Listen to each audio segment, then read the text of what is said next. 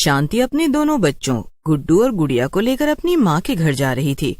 गर्मियों की छुट्टियां शुरू हो गई थीं और उसके बच्चे हर साल की तरह अपनी नानी के घर जाने के लिए बहुत खुश थे। बड़ी अजीब बात है ना माँ, हर साल तो हमारी छुट्टियां होने से पहले ही नानी हमें इतने फोन करती थी कि जल्दी से आ जाओ, जल्दी से आ जाओ, लेकिन इस बार उन्होंने एक बार भी हमें फोन नहीं किया।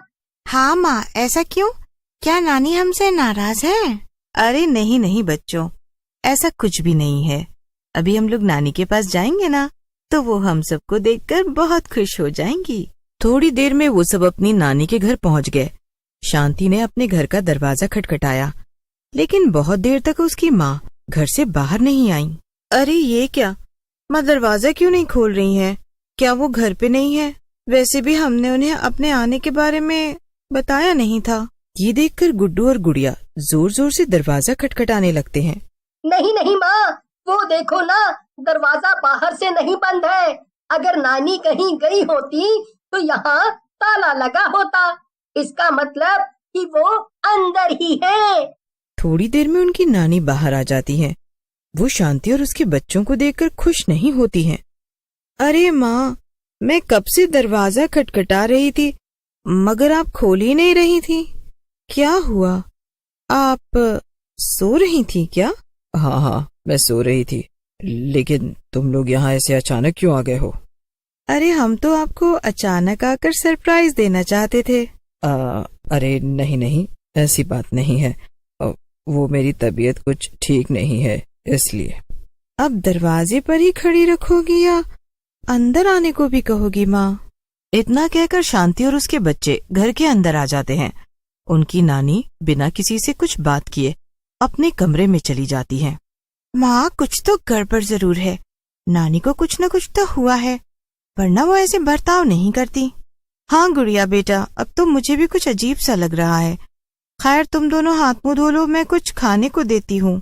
शांति अपनी माँ के कमरे में जाती है और देखती है कि पूरे कमरे में बहुत गंदगी फैली हुई थी और उसकी माँ चुपचाप बिस्तर में लेटी हुई थी। ये सब क्या है माँ?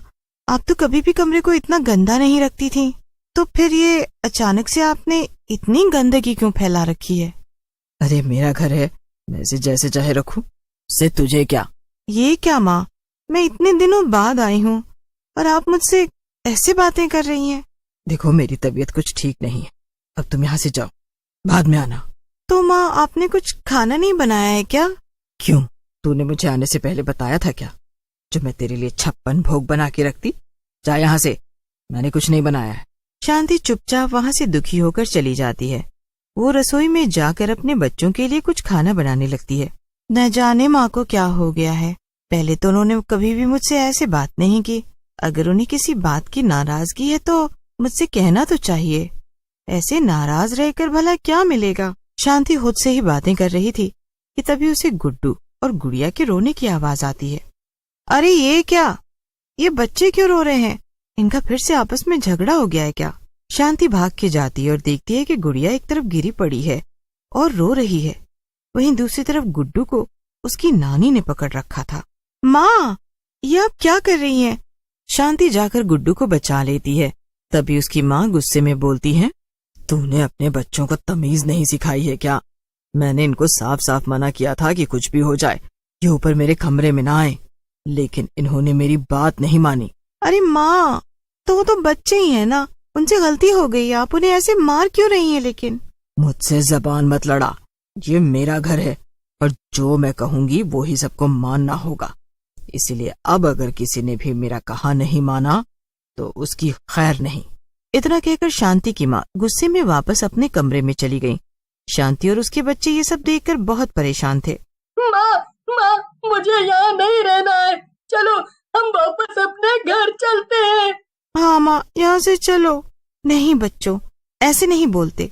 नानी माँ तुम दोनों से बहुत प्यार करती है ना, तो क्या वो तुम पे थोड़ा सा गुस्सा भी नहीं कर सकती? नहीं माँ, वो हमारी नानी माँ। ये तुम क्या कह रहे हो गुड्डू? गुड्डू की बात सुनकर शांति दंग रह जाती है। बेटा, मुझे भी कुछ समझ नहीं आ रहा कि तुम ये क्या कह रहे हो, जरा ठीक से तो समझाओ। माँ, मैं और गुड़िया खेल रहे थे और खेलते खेलते हमारी बॉल नानी के कमरे में चली गई थी। जब हम उसे लेने गए तो हमने देखा कि नानी के कमरे में एकदम अंधेरा था। फिर गुड़िया ने कमरे की लाइट जला दी और नानी वहाँ नहीं थी। क्या?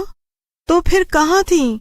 माँ, नानी की जगह कमरे में एक डरावनी सी चुड़ैल थी और वो छत की दीवार पर उल्टी लटक रही थी। क्या?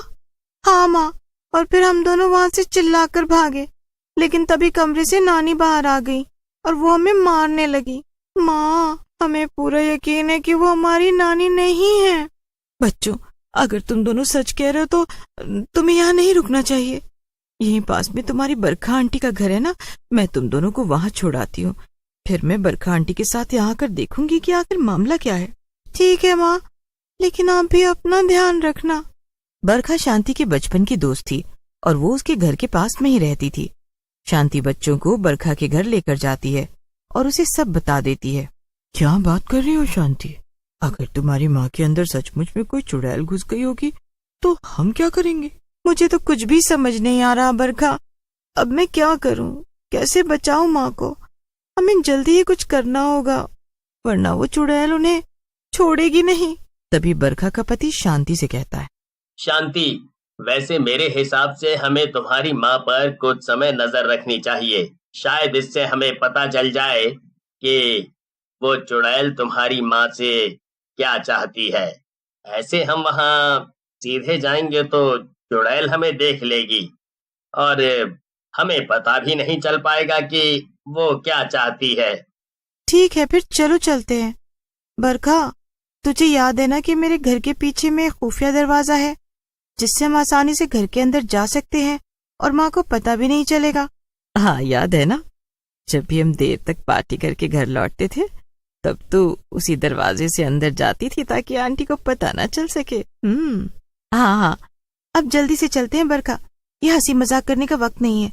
मुझे माँ की बहुत चिंता हो रही है, उनकी जान खतरे में है। शांति और बरखा शांति के घर चले जाते हैं।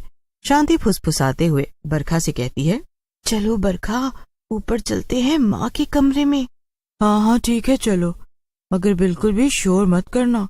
हमें चुपचाप जाकर पता करना पड़ेगा कि आखिर वहाँ हो क्या रहा है। वो दोनों अपनी माँ के कमरे तक पहुँचती हैं और तभी उन्हें कुछ आवाजें सुनाई देती हैं। एक आवाज काफी डरावनी थी और दूसरी आवाज शांति की माँ की थी।